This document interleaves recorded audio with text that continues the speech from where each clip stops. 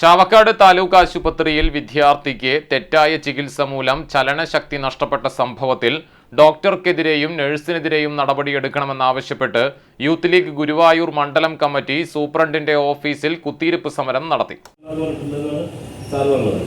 ഇനി ഡോക്ടർക്കെതിരെ നടപടി ഉണ്ടായിട്ടില്ല. നമുക്ക് വിഷയം പറയണമെന്നാൽ ഇപ്പോൾ വേറെ ഡോക്ടർമാരില്ലാത്തതാണ് താൽക്കാലികമായിട്ട് മാറ്റി നിർത്താത്തതെന്ന് പറയുന്നത്.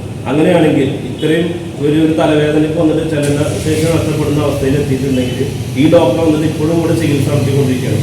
ഇതിനേക്കാൾ നല്ലത് ഈ ഹോസ്പിറ്റലിനെയും ഈ ഡോക്ടറെയും ഡിപ്പെൻഡ് ചെയ്യുമ്പോൾ ഇനിയും ഒരുപാട് അവസ്ഥകളിലൂടെ ഉണ്ടാവാൻ സാധ്യതയുണ്ട്.